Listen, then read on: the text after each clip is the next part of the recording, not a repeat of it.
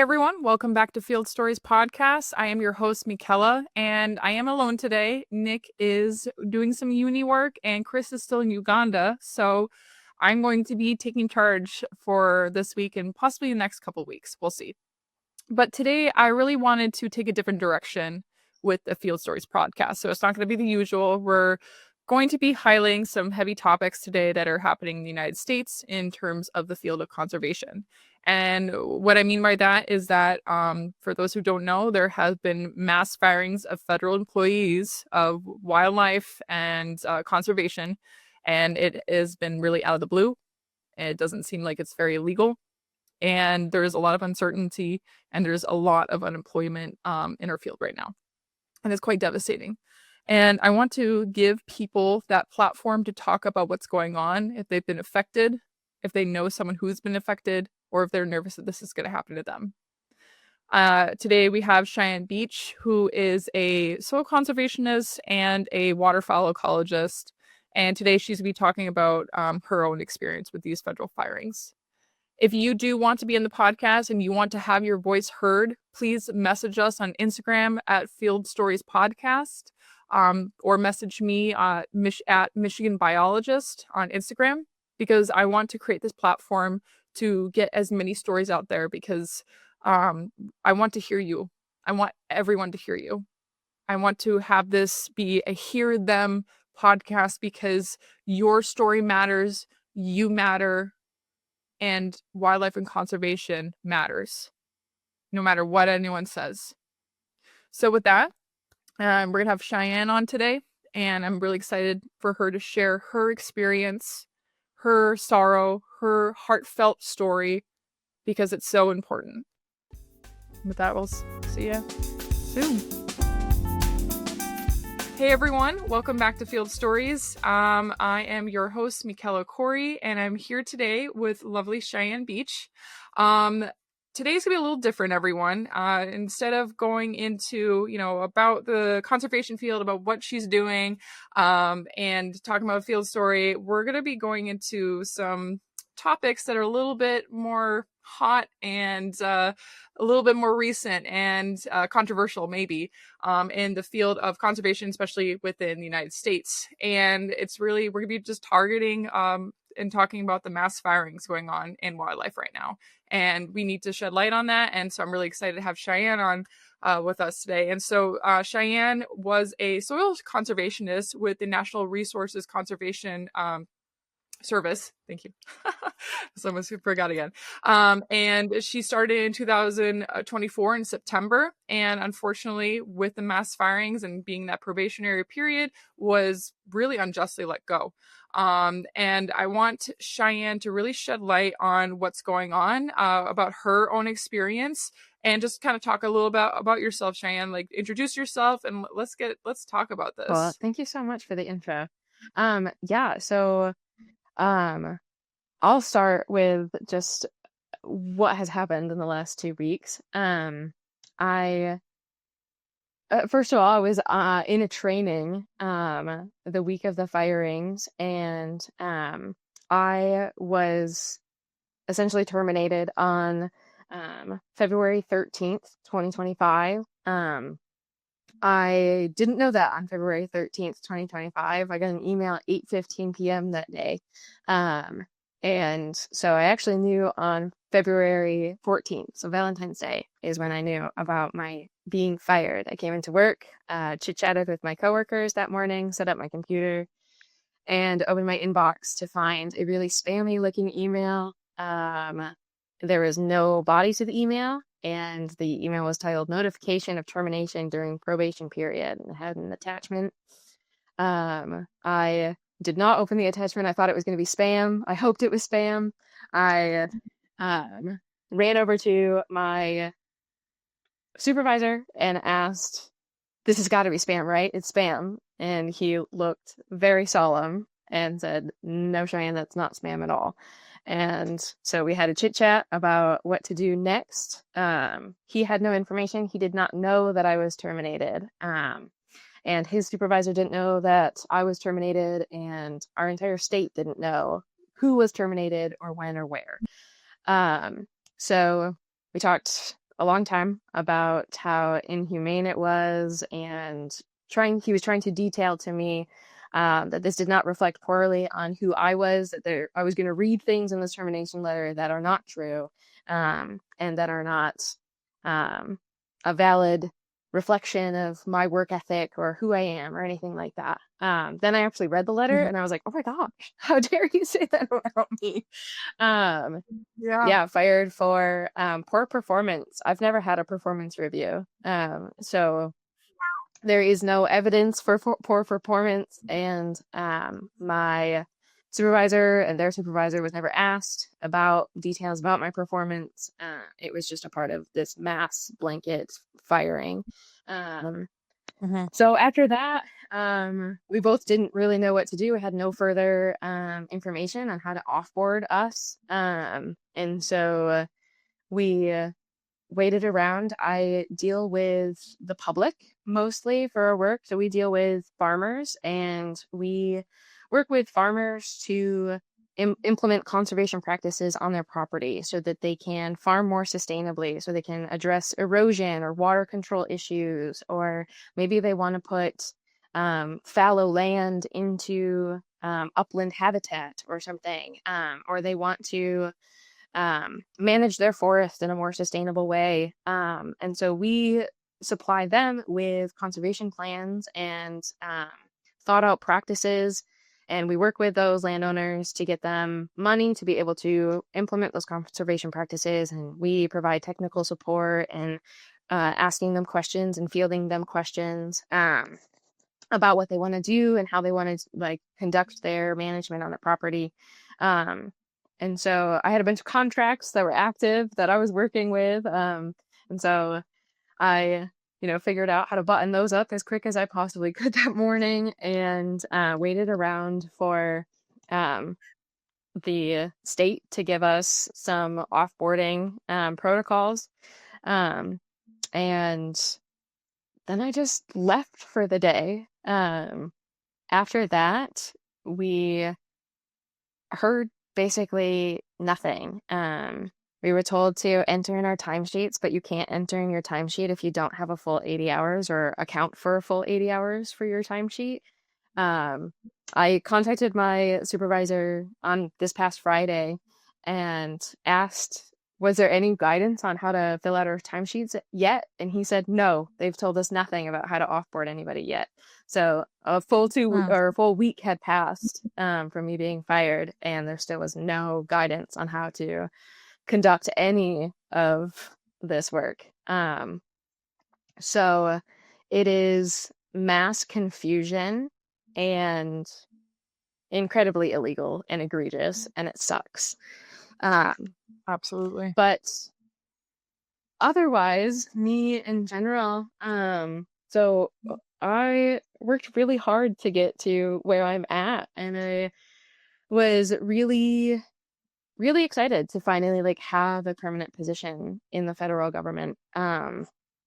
I started thinking about going into the field of conservation when I graduated from high school, and I was trying to figure out what I wanted to do for my career and my life. And I wanted to work outdoors. I'd always been in a very outdoorsy family. We have my parents own a small hobby farm. I grew up in central New York, and we're always hiking around locally and in the Adirondacks. And so just spent a lot of time outside, and that's something that I wanted to carry on with me for the remainder of my life. And so I went to a local college. I went to SUNY Morrisville, so the State University of New York at Morrisville.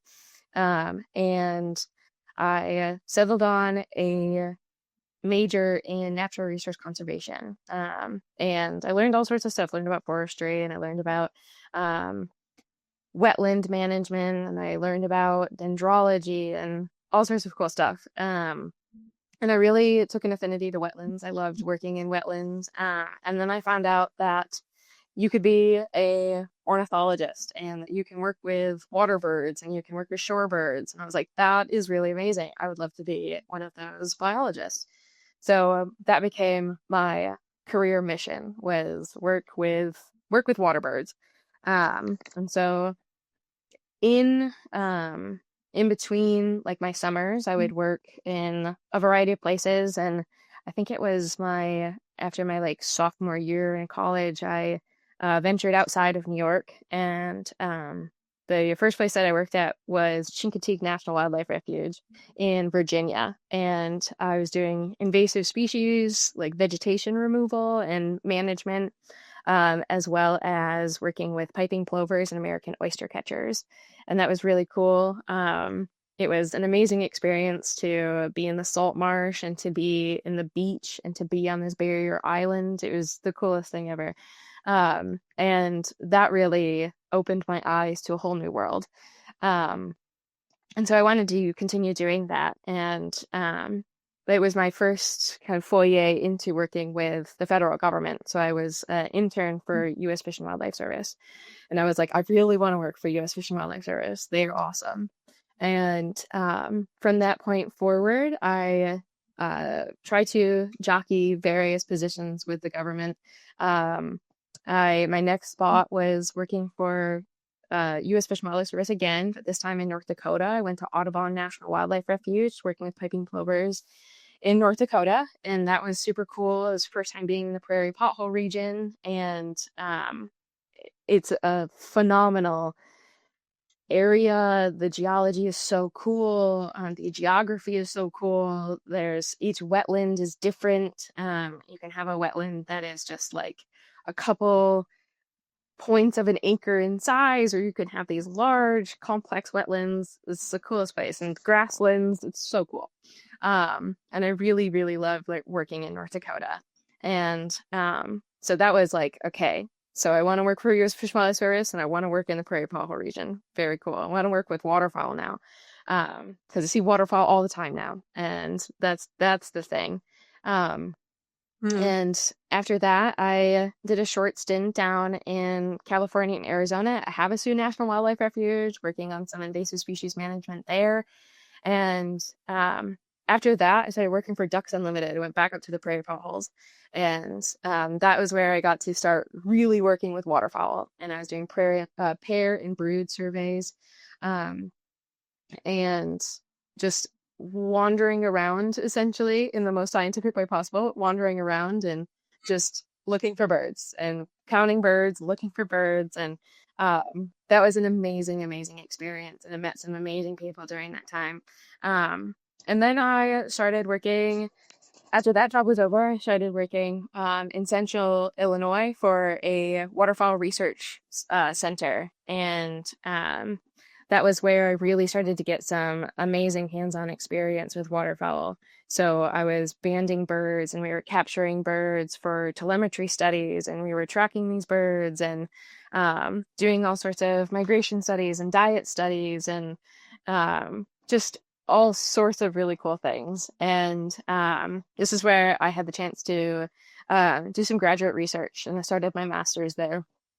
And I got really acquainted with diving duck species. So I was working with diving duck called lesser scaup, and they are a very adorable little bird. They're colloquially named the bluebill, because they have a bluebill, and they are a very sweet little bird. And they have been in population decline since the mid-1970s, and we don't really know why. And so my master's was trying to figure out part of that puzzle, and we were exploring this parasitology, disease ecology avenue of potential reason for population decline. And so we were doing captive trials and doing a lot of physiology work with these birds. And we found out some pretty interesting stuff, and that these parasites cause acute effects in these birds. And so we suspected that meant that these birds might be having issues with these parasites, not necessarily at the time of the parasite, but further on after they've had an infection. So maybe they didn't die from that initial infection, but further on down the line might be affecting how they're able to migrate and how they're able to breed, because they put so much energy into this treating this infection and trying to stay alive, that they weren't Uh-huh. putting in resources to continue migration and have a successful breeding season. And so I designed a project to work on for a PhD. Um, we gathered funding, and we were going to do this movement ecology project with these birds and figuring out how these parasites affect birds on like a grander scale. And so I was in my PhD from 2021 to 2024. And unfortunately, I made the very difficult decision to leave my PhD due to a toxic work environment. So that's what ultimately led me to working for NRCS, which was a deviation from the original plan, but it still got me into a position where I still get to work in conservation field. I still get to work with wetlands to some extent, and I get to learn so much about an organization that actually funds a lot of wetland work, because they're so directly tied to the Farm Bill. And a lot of wetland work is tied to the Farm Bill, or like wetland regulation is tied to the Farm Bill. And so wetland work and agriculture actually go hand in hand, because agriculture has such an impact on wetlands. And so we regulate wetlands through agriculture, which is very interesting. But it has been really cool to learn about how the Natural Resource Conservation Service operates and how that affects conservation on a grander scale, rather than like someone like U.S. Fish and Wildlife Service that is operating in refuges and they're giving permits and they're doing various things like that. NRCS is working more with these private landowners and trying to implement conservation in a slightly different avenue. And it's been really, really cool to figure out how all these pieces kind of fit together. Yeah, wow. That thank you so much for giving all of that. That is an emotional journey, and it was very well deserved, and well fought for too, because I feel that, getting into the Fed is a really big victory. And even, we do have our trials and tribulations when it comes to schooling, and you're not alone in that, obviously, because it can be tough, and toxic work environments can make or break you. And it didn't break you, but it just made you kind of choose an alternative route. Yeah. And I think that's really beautiful, and I think that just really attests to your flexibility and your adaptation to life. And I think that's really important, especially for being in our field. You have to. But yeah, I am really, really sorry that you are going through this. I am curious about who, in terms of the firing email, who's sending those out? Is this in the organization, or is this the Doge? Yeah, great question. And thank you for saying all of that. I really, really appreciate it. Of Um, course. so this email came directly from USDA. So NRCS is under the United States Department of Agriculture. And so this Mhm. email came from USDA headquarters in Washington, D.C. And so this was Yeah. actually signed by a person, which we have not been getting very any emails and correspondence by people that are actually signing off on these things. Um, Mhm. and so this one was actually from the agency. I can't remember what the person's name was, but it was an actual like human being that actually Yeah. signed it. Okay. Um, Yeah. However, this was a canned letter. It was very clear that this is a canned letter. There's language Mhm. in there that appears as though they were supposed to, like each agency was supposed to replace it with different words, but they didn't. Like the entire section where it like lays out that we were fired for poor performance. Oh my gosh. Um, Yeah. it says in there, like in multiple spots, just like the agency has determined that you do not meet standards for performance. The agency has decided that you are not fit to serve the American people. So it says that in Yeah. several instances of the agency. So it's very strange. It's not Yeah. if if there's any federal employees out there that listen to this, I feel like they would agree that the correspondences that we have had since the Trump administration have been very strange.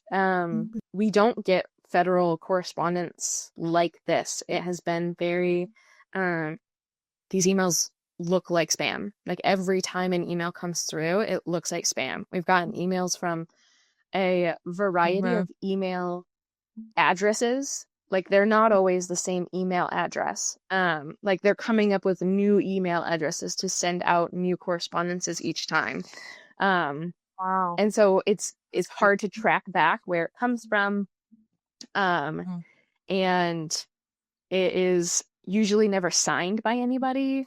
The language is either very brief or it is not like the same professional like government language that is approved and like has been like gone through like the chain of command to be given to us. So yeah, it's been very weird to say the least. That I have a lot of friends in the feds right now, and quite a few have been in or excuse me are in your situation or maybe in your situation. And I don't want to um spread a false narrative or provide disinformation, but just through the grapevine, it's seeming like this is not the end of the Yeah. firings. And I'm sure you know that. I really want to say I'm wrong about it, but I don't think I am. And um, I the emails that they have been sharing about like the five Oh yes. list five things Yes. that you did. The 5 bullets? Yeah, and Yes. five bullets. And I saw the email and I was just stunned because it, like you said, the language was odd Hmm. and it didn't seem very professional. It didn't seem as if it came from a higher authority. It was just like a mass send Yeah. out. Yeah. Um, and I just want to say to all the federal, employees that are listening to this too, including yourself, I hope you know that has nothing to do with your performance. And I'm sure you know, but still getting that email, I can't imagine how atrocious and just how hurt, especially um for people I've been getting off of social media because it's just been just too Yeah. much. But to see people who have no empathy and just saying, oh, we need to fire these people, we're so in debt and they're just glorified gardeners, and just not realizing how much we have sacrificed in the world of wildlife for low pay, long days, terrible terrain to traverse through, being alone, especially as a woman or someone who's a minority or in the LGBTQIA community, going out alone in these situations. We're not getting paid enough for No. it, and we're doing it because we love it and because we're trying to preserve the place that all of us live in, not just the conservationists, all of Yeah. us. And so um it's quite frustrating, to see people defending these choices when they have no idea and they've never been in our shoes, knowing like, we don't get paid enough for this to be removed this Yeah. way. And we're losing more in terms of economy and our a healthy environment. And Absolutely. that's really concerning. Yeah. Yeah. 100%. Sorry, am I allowed to ask how many people in your program specifically were, in the same situation as you were? I would love to be able to answer that question, but we don't even know. Like, we don't know Oh. how many people were affected. I'm sure that like higher up people have a tally now, but Mhm. we as like field office employees have no idea. Like my boss didn't even know that I was fired. So like we as field office employees don't even know like who was and who wasn't fired. That's Yeah. insane. That is, and the feds that's the place where a lot of us want to be. That's the safe Hmm. place to be, with good benefits, with, with so many opportunities to continue to level up. And you have so many connections and you're doing so much. Yeah. And now this is all the place where so many of us want to Mm-hmm. be at the end of the day is being stripped away. Yeah. It's infuriating, and it's scary. It's almost feeling apocalyptic, and and just here I'm sitting, and I'm sure a lot of us going, why us? Honestly. You know? So And yeah, yeah. as my husband and I talk about all the time, like we didn't get into my husband is also a biologist. He works for the Okay. state and he still has this job for right now. Um, No. and Same. feels crazy to say that. But as we talk Right? about all the time, like we didn't get into conservation because it was going to make us money. We got into conservation because we No. care. And Mhm. conservation is a public service. It is not something that makes money. It is something that spends money, and we spend money on public services.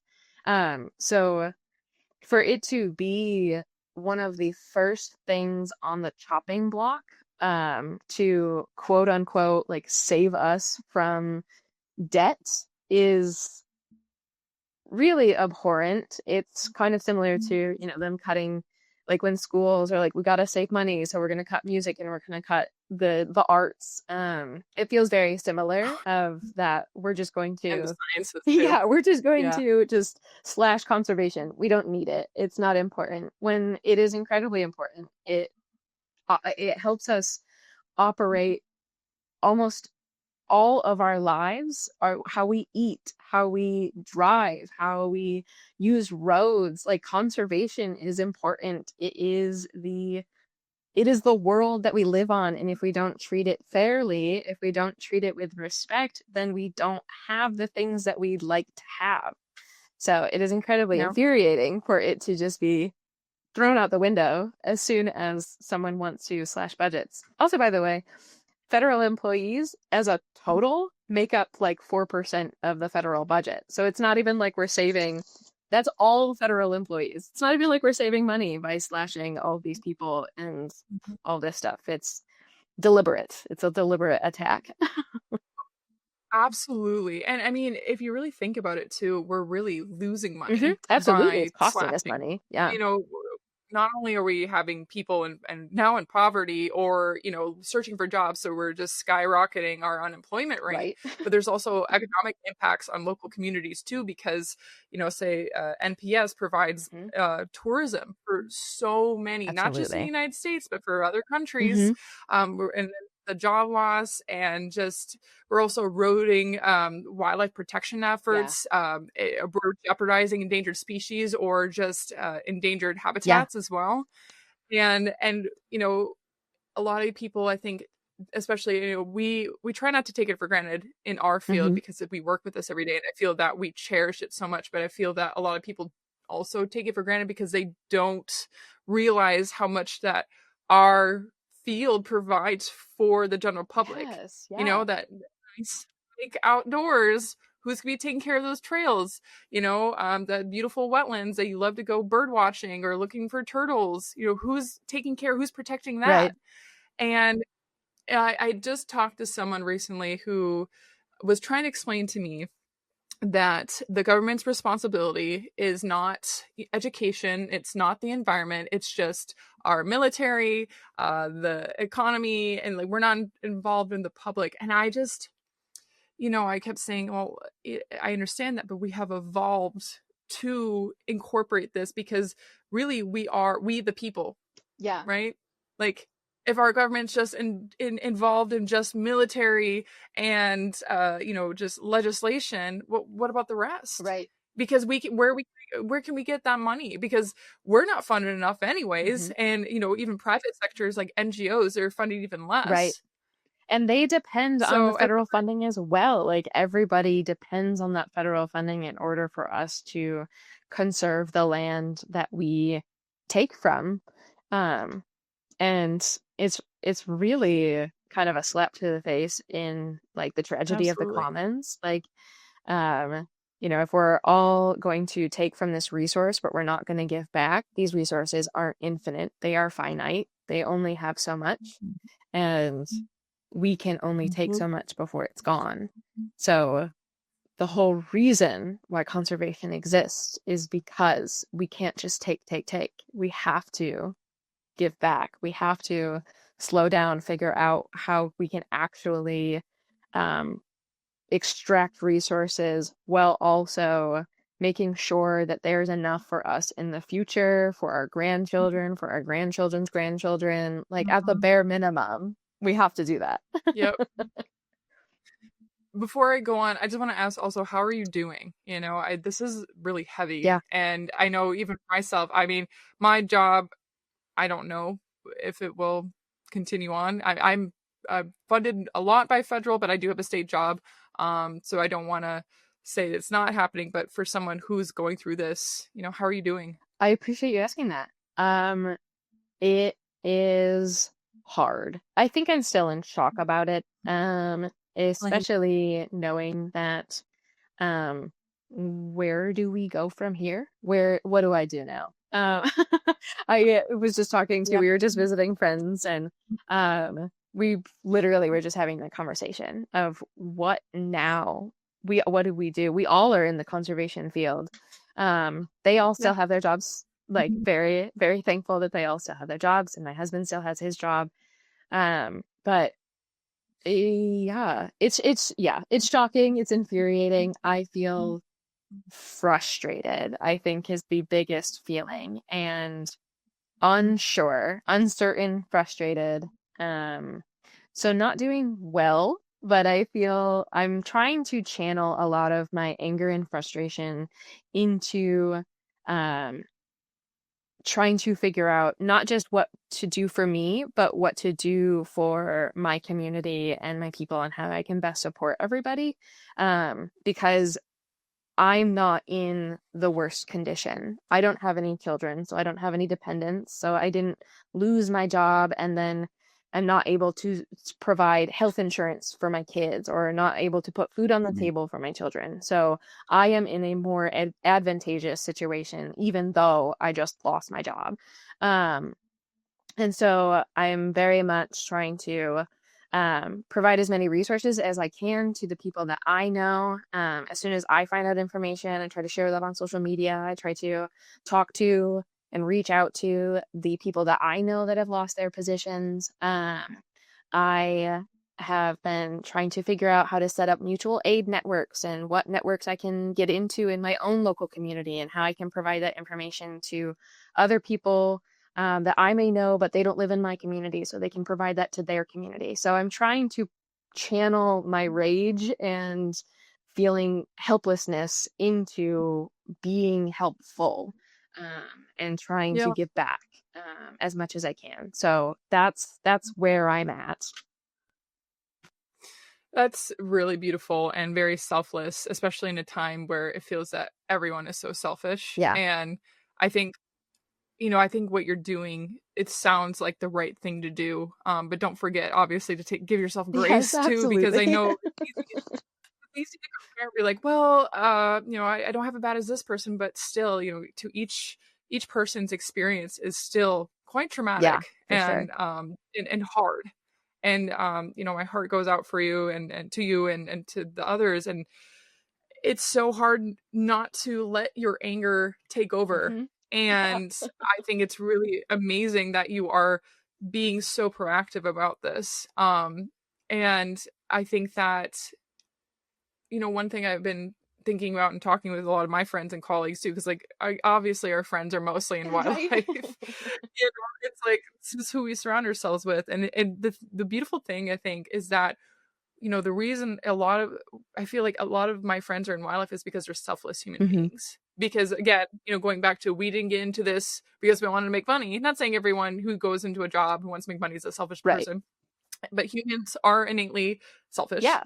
But I feel that we have to band together as a community, and I think that's what we're doing, even if it is through anger and fear, and sometimes that does overconsume us. I think that doing things like this, doing things as such as you said, reaching out to your community, getting Hmm. involved, even though you've been affected so greatly, I think what it is, it's showing a beacon of light, and as a beautiful example for other people in your situation, knowing that, okay, things aren't hopeless, we're not going to stop Hmm. fighting.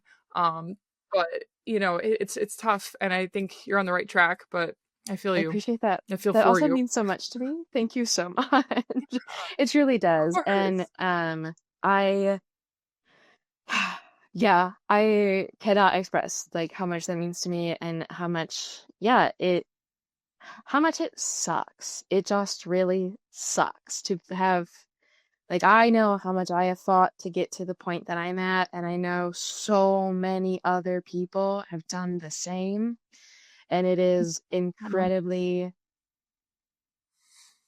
I don't even know if there's a right word for how infuriating it is to have that just like literally at a flip of a switch, like taken away from you. Rip. Yep. And so yeah, it very much sucks. I go to therapy. I advocate for people to, everybody should go to therapy. Everybody should have a therapist. So I go to Yep. therapy.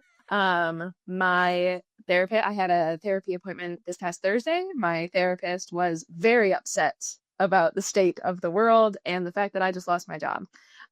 So the therapists are angry too, guys. So just to let you know, Oh yeah. everybody's really angry.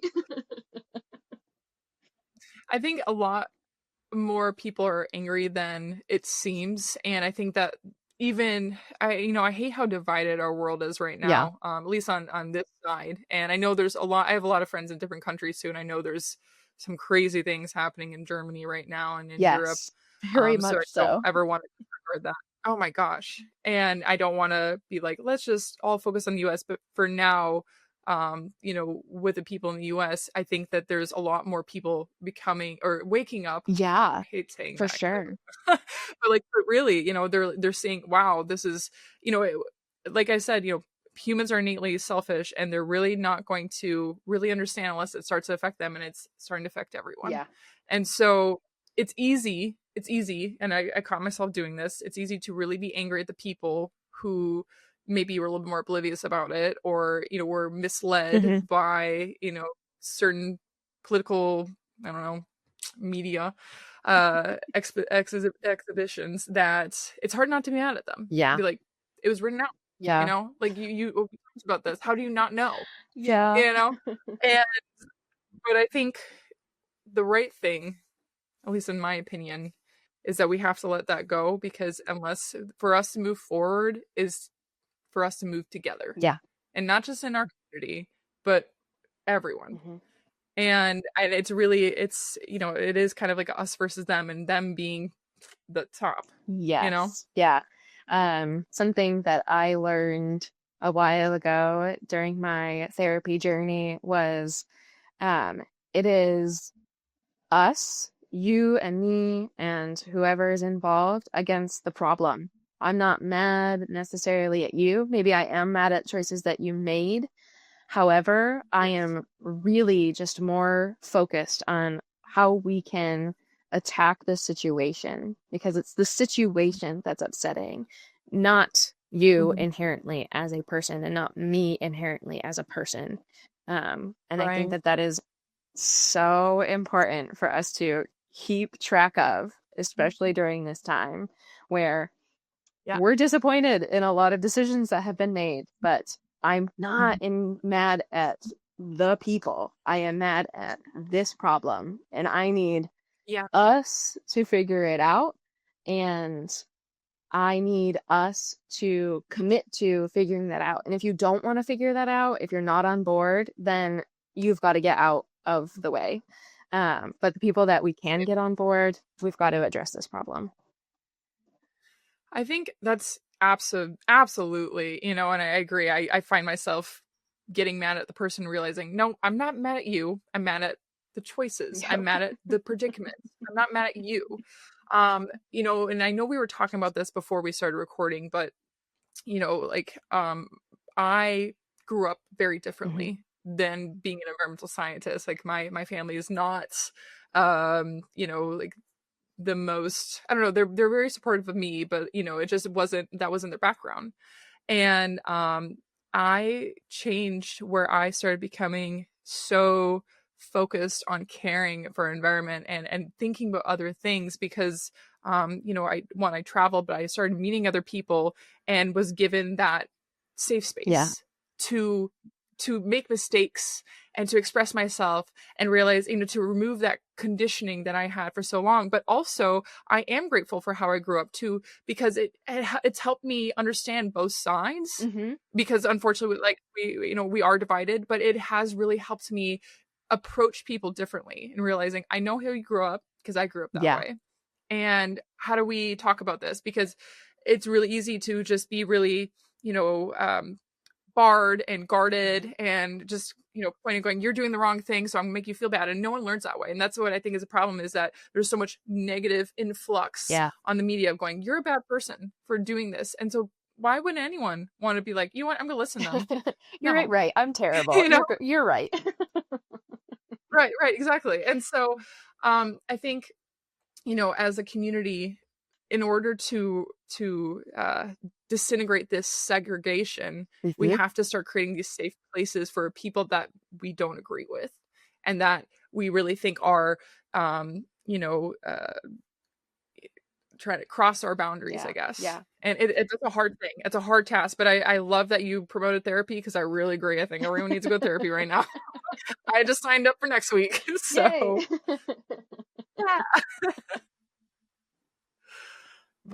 yeah. But yeah, hopefully that made sense. I tend to I think ramble so. when it I comes think up. that was really great. Yeah, awesome. Fantastic.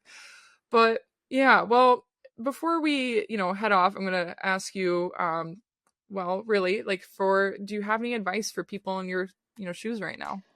Oh, yes. Um, And that's a hard ask. It's yes, tough. I really think, and like I said before, like, um, and it's not about like the trauma Olympics of like other people have, they have it so much worse than I do. But it is really Mhm. about recognizing that like some people truly are in a very dire situation. Like they make the money in their family, they le- leaned on, they needed the benefits that their federal government provided them with their federal job. Mhm. And they don't have that anymore, where I am not in that same boat. So people that are in my boat, um, the best advice that I can give is to first let yourself be upset. It is okay that you are upset. It is okay to be really angry and to be sad and to grieve. This huge thing just happened to you. It's going to take time to move through. Um, and you can feel that way, and you can be proactive at some days. I always um, talk to myself in like the last year of my life, which has been like turbulent. I have learned to talk to myself in a way that is um, appreciative of everything that I'm able to do it for myself. So trying to learn how to speak to myself in a much more gentle way. And that even comes down to, if there are days where I really don't feel like I can get out of bed, but I can get up and take 10 steps, or I can walk outside once, or I can, get a couple of drinks of water in throughout the day, and I can feed myself a couple of times during that day. Those are huge accomplishments. You did those things. That is awesome. Mhm. You are actually doing things. You are trying to take care of yourself in this very difficult time. And that is something. You don't have to achieve the whole world. You don't have to apply to 15 jobs that day and, go out and go to the gym and do all this stuff. And if you don't do those things, then you're a failure. No, it's literally just meeting yourself where you're at in those moments, and taking yourself at face value. And it's okay if you're not feeling it that day. That's fine. It's okay if you're not feeling that for a Yeah. couple of days. So giving yourself grace. Um, Apply for unemployment. Apply for unemployment through your state. Apply for federal unemployment. I just learned that federal unemployment is a thing. So apply to federal Yeah. unemployment. Um, Mhm. so get all your unemployment under wraps. There are a variety of law firms that are putting together class action lawsuits that you can also get on board with. If you're in a union, check in with your union. If you are not looking to get into a class action lawsuit, but you want to provide information, there are a couple of law firms that are just taking in data. And so I think it's the Alden Company, I believe is their name. I don't know if that's exactly it, but Alden for sure, I believe is in there somewheres. But they have a Google form that they are having as many federal employees as they can that were affected fill out. And you attach a copy of your termination letter, and you fill out your information in terms of your federal employment on this form. And that's purely so that they can have numbers, because Doge at the time, or still is, I'm not sure if they still are, but at the time, as the firings have been coming out, they haven't been providing numbers. The lawyers haven't been providing numbers in these lawsuits of how many people are affected. So the lawyers on the other side, on our side, are trying to collect information from people and trying to figure out who has been affected and how many of us have been affected. So there are options to take action, but really take care of yourself. That's like the number one thing. And do what you can to do that. I know that sounds really ambiguous, but make sure that you're eating food. Make sure that you are drinking water. Make sure that you are going outside once if you can. And ask for help. Ask for help from your people, for your friends, from your family. And if you don't have those people, there are support groups. You can go to, you can just like search like mental health support groups in my area. And there are, I'm sure, a variety of potentially free support groups that you can go to and just talk. And you can try out different ones if like you don't find one that works for you. So you have options, even when it feels like you don't have any options. Yeah. That was awesome. Thank you. I think that advice was beautiful, and I'm sorry I put that on you because It's I'm okay. sure it's hard to ask for advice for when you're going through this, but I think that this will help a lot of people. Thank you. With these resources, and to know about the lawsuits, to know about these mental health groups as well. I know that also there's an app called Meetup, and they have these online Zoom meetings for just talking about mental health. That's either they're like $5 or they're free. So definitely take advantage of that. And then there's also I think there's a Instagram page, it's called Lonely Conservationists, and they have a little Discord server where people they talk about what's going on, and just about the trials and tribulations, just being conservation in general. And so that's another resource for anyone as well that I would suggest taking advantage of. But just know, everyone, and Cheyenne, like you are not alone at all. And I know that we will get through this. It seems so dark. It seems apocalyptic, Yeah. but I know that we will, because the fact is that we have so many people that are wanting to fight, that are angry, that are upset with what's going on. We just have to band together. For And sure. I know that we can overcome it. And just to also take a break from social media from here and there, because Yeah. it can be a little Take a depressing. little break every now and then. Absolutely. Drink some water, go on a walk, enjoy the outdoors. But yeah, well, thank you so much, Cheyenne. I was gonna say we can end with a field story if you want. We do not have to also, but if you're, maybe if you want to wrap it up with something, I don't know, a little bit lighter, Yeah. feel free. I have a quick fun little one. So Also, this is like probably the first year that I was working at the research station that I used to work at. And we were capturing green-winged teal for a study, or blue-winged teal for a study, or something, some teal. And it was in the spring, and we were in this mud flat, and we were in our tent. So we were rocket netting. So for capturing birds, sometimes waterfowl, we have a net that's concealed, and that is tied to at several points on the net. And it's like this long rectangle, and at several points it is tied to literal explosives, and those rockets like shoot out over the birds once they get close enough to the net and the bait pile. And so once those birds are on the bait pile, we're watching from, a hunting blind. And when it's time to go, you detonate your rockets and shoots the net over the birds, and then you run out and you untangle all the birds from all the nets. And so I was with my older coworker. He's a mentor of mine, and we were in this all of a sudden snowstorm. Like, it was clear out, everything was fine, and then all of a sudden it is snowing, and we were like, oh my gosh, couldn't see the net anymore, but these birds came right into the net right at that time.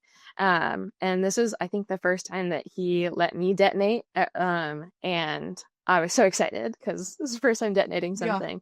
And so we detonated and we ran out and grabbed all the birds, and he was like, oh my gosh, this is amazing, you did so great. And just seeing him so excited in the middle of this surprise snowstorm, when we've got our birds and we're jollily going back to the car, it was just so fun to have that as like one of my first experiences of being able to detonate the rocket net. What an experience. That is, I tend to forget how many, like our fields are so different, Yes. so vastly different at times. I've never heard of that in my life. I'm just like, detonate? What do you mean? You're like, how? What? Where?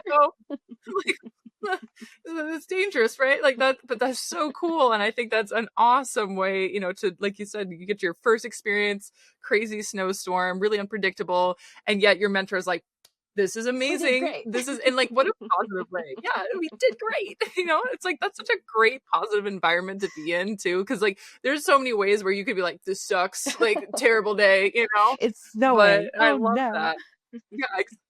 Gosh. Well, all right. Well, thank you so much, Cheyenne, for being on here. I hope like how important your story is, who you are as an individual, as a scientist, and I want you to take care of yourself, and please reach out anytime to me. And yeah, I just keep me in touch, keep in touch, because I want to make sure you're doing okay. And Thank you. I know that you'll be back in the field. I know you will. And just keep taking care of yourself, and you'll get there. I know you will. Appreciate it. And we all will. Thank you. Yeah, of course. And same to everybody. Yeah. Same to you. Thank you. All right, everyone. Well, thank you so much for joining and sticking around. And I know today was a really heavy topic. A lot of us are going through something similar to this. We know someone who is, or we just can relate in general. And I want to let you know that you are not alone. For anyone who is struggling with their mental health right now, I know it is such a tough time. There is the Suicide and Crisis Lifeline. It is 988 in the United States. The number is also 1-800-273-8255. You're not alone. We want you here. We want to fight for ourselves, for our environment, and reach out to your communities. You're not alone, and we love you. And we'll see you next week.